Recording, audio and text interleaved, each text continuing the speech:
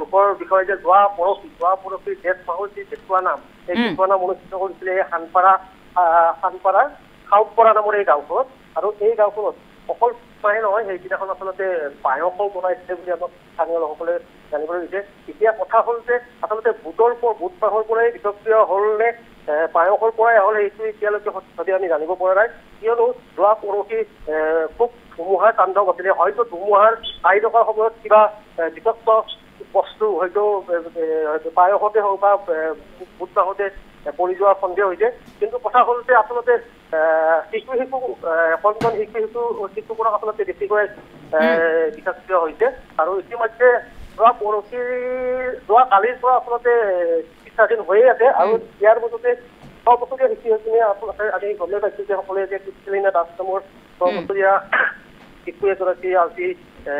মৃত্যু হোৱা বুলি আমি জানিব পাইছোঁ আৰু ইতিমধ্যে আৰু কেইবাগৰাকীও শিশুক ইতিমধ্যে GMCলৈকে প্ৰেৰণ কৰা হ'ল ইয়াত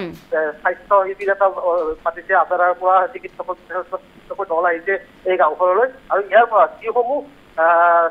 চিৰিয়াছ পেচেণ্ট আছে চিৰিয়াছ পেচেণ্টসমূহ ইয়াৰ পৰা এম্বুলেঞ্চ যোগেৰে GMCলৈকে ইতিমধ্যে লৈ যোৱা হৈছে মুঠৰ ওপৰত গাঁওখনত ইয়াত আতংকময় পৰিস্থিতিয়ে বিৰাজ কৰিছে হয় মই যেহেতু আপোনাক এই কথাটো সুধিছিলো যে যেহেতু খাদ্যত বিষক্ৰিয়া হৈছে তেওঁলোকৰ মা প্ৰসাদ খোৱাৰ পাছতে মোক সেই কথাখিনি জনাওকচোন যদিহে গম পাইছে যে এইখন দোকানৰ পৰা মা প্ৰসাদখিনি ক্ৰয় কৰা হৈছিল বোলে সেইখন দোকানৰ পৰা তেতিয়া অন্তত বাকী মানুহখিনি সাৱধান হ'ব আন লোকসকল সেই ঠাইৰ পৰা ক্ৰয় নকৰিব গতিকে সেই বিক্ৰেতাগৰাকী তেওঁ গম নোপোৱাকৈ অজানিতেও হয়তো হ'ব পাৰে কিন্তু তেওঁ আটাইতকৈ জৰুৰী কথা যে তেওঁ যদি কিবা এটা সামগ্ৰী বিক্ৰী কৰিছে তেন্তে তেওঁ সেই কথাটো জনাটো উচিত যে তেওঁ বিক্ৰী কৰা সামগ্ৰীখিনি ম্যাদ উকলি গৈছে নে নাই যোৱা সেইখিনি আমাৰ মানৱ শৰীৰৰ কিমান উপযোগী কেনেকুৱা ধৰণৰ এই কথাখিনি তেওঁ জনাটো জৰুৰী এগৰাকী বিক্ৰেতা হিচাপে আচলতে আমাৰ এই গাঁওখনৰ যি গাঁও প্ৰধান আছিলে তেখেতৰ লগত আমি এই বিষয়ে আলোচনা কৰিছিলোঁ তেখেতে জনোৱা মতে তাৰ উপৰি অঞ্চলৰ এখন দোকানৰ পৰা ৰাইজে সেই বুটমাহখিনি ক্ৰয় কৰি আনিছে কিন্তু কথা হ'ল যে বুটমাহখিনি অন্য লোকেও সেইখন দোকানৰ পৰা ক্ৰয় কৰিছে কিন্তু তেনেকুৱা ধৰণৰ কোনো লক্ষণ দেখা দিয়া নাই সেইকাৰণে তেখেতসকলেও আচলতে বিমূৰত পৰিছে আচলতে বুটমাহৰ পৰাই হৈছে নে পায়সতে কিবা বিষাক্ত দ্ৰব্য পৰিছিলে যাৰ ফলত এনেকুৱা হৈছে এতিয়ালৈকে সঠিকভাৱে আচলতে কোনেও একো ক'ব পৰা হোৱা নাই কিয়নো এই একেখন দোকানৰ পৰাই বুটমাহ অন্য মানুহে ক্ৰয় কৰিছিলে কিন্তু সেই তেখেতসকলৰ ক্ষেত্ৰত এনেকুৱা ধৰণৰ পৰিস্থিতি এতিয়ালৈকে উদ্ভৱ হোৱা নাই তাৰ বাবে তেখেতলোকে পোনছাতে বুটমাহৰ পৰাই যে এই বিষক্ৰিয়াটো হৈছে এই তেখেতসকলে চিৰাংকৈ ক'ব পৰা নিশ্চয়কৈ দুলন খাদ্য পৰীক্ষক কোনো লোক তাত উপস্থিত হৈছে নেকি বিভাগীয় কোনো লোক উপস্থিত হৈ তেওঁলোকে পৰীক্ষা কৰিছে নেকি কি খোৱাৰ পাছত আচলতে এনেধৰণে বিষক্ৰিয়া হ'ল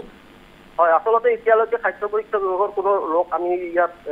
পৰিলক্ষিত হোৱা নাই চিকিৎসকৰ দলৰ বাহিৰে আচলতে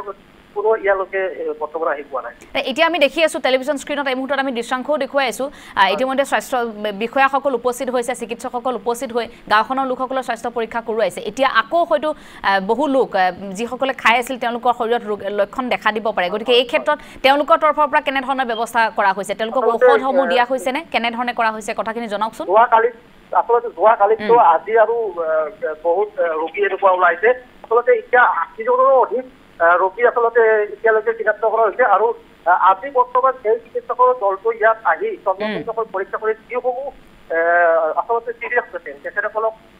আজাৰালৈকে বা GMCলৈকে প্ৰেৰণ কৰা হৈছে আৰু ইয়াৰ ভিতৰতে শিশুসকলক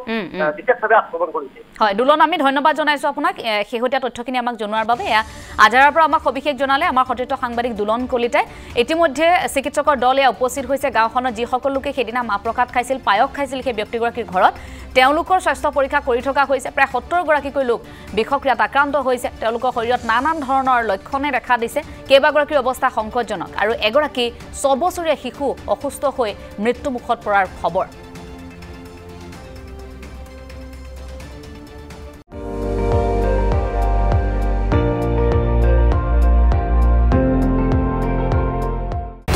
আপুনি চাই আছে ND24 সৰ্বশ্ৰেষ্ঠ নহয় সৰ্বোত্তমৰ দৌৰ